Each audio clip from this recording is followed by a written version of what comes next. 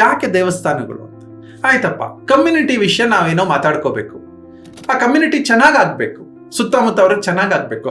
ದೇವಸ್ಥಾನ ಒಂದು ದೊಡ್ಡ ಪ್ರಾಕಾರ, ಅದು ಆ ಪ್ರಾಕಾರದಲ್ಲಿ 100 ಜನ ಬಂದು ಹೋಗುವಾಗ ಅಲ್ಲಿನ ಸಾಂಸ್ಕೃತಿಕ ಕಾರ್ಯಕ್ರಮಗಳು ನಡೆಯೋದು, ಸಂಗೀತ ನಡೆಯೋದು, ಹಬ್ಬಗಳು ಒಟ್ಟಿಗೆ ಮಾಡೋರು ಅಂತ ಜಾಗ ಇನ್ನೊಂದು ಏನಾದ್ರು ಇದೆಯಾ? ಜನನ್ನ ಸೇರಿಸುವಂತ ಜಾಗ ಯಾವ್ದಾದ್ರು ಹೋಟೆಲ್ ಅಲ್ಲಿ ನಮಗ್ ಜಾಗ ಕೊಡ್ತಾರ?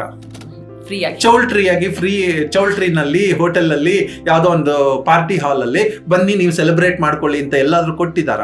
ಖಂಡಿತ ಇಲ್ಲ. ಹಾಗಿಲ್ದೇ ಇದ್ರೆ ನಂಗೆ ಸಿಗುವಂತ ಜಾಗ ಯಾವ್ದು? ನಮ್ಮ ಮನೇಲಿ ನಾನು ಸೇರಿಸಿದ್ದೀನ? ಒಂದ್ 100 ಜನ ಸೇರ್ಸಕ್ಕಾಗಿದ್ಯಾ? ಸೇರಿಸಿ ತಿಂಡಿ ಕೊಡಕ್ಕಾಗಿದ್ಯಾ? ಒಂದ್ ಪ್ರಸಾದ ಕೊಡಕ್ಕಾಗಿದ್ಯಾ? ಬೇಡಪ್ಪ, ಪೂಜೆ ತೀರ್ಥ ಕೊಡಕ್ಕಾಗಿದ್ಯಾ? ಆಗಿಲ್ಲಪ್ಪ. ಕುಂಕುಮ ಕೊಡಕ್ಕಾಗಿದ್ಯಾ ನಮ್ಮ ಮನೆಯಲ್ಲಿ? ಇಲ್ಲ. ಹಾಗೆಲ್ಲ ಕೊಡ್ತಾ ಇದಾರಲ್ಲ, ನಿಮ್ಮ ಖುಷಿ ನೀವು ಹಾಕಿ. ಈಗ ದೇವಸ್ಥಾನ ಅಂದ್ಮೇಲೆ ಅದು ಮ್ಯಾನೇಜ್ ಆಗೋದು ಬೇಡವಾ? ಅದು ಕ್ಲೀನ್ ಆಗಿರೋದು ಬೇಡವಾ? ಅಲ್ಲಿನ ಕಸವನ್ನ ತೆಗಿಯೋದು ಬೇಡವಾ? ಸೊ ಯಾರು ಕೊಡ್ತಾ ಇದ್ದಾರೆ ದುಡ್ಡು?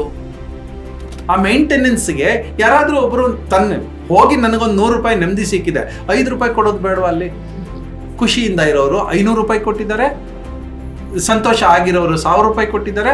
ನನ್ನ ಹತ್ರ ಇವತ್ತಿಲ್ಲಪ್ಪ, ನಾನು 2 ರೂಪಾಯಿ ಹಾಕ್ತಾ ಇದ್ದೀನಿ, ಹಾಕಿ.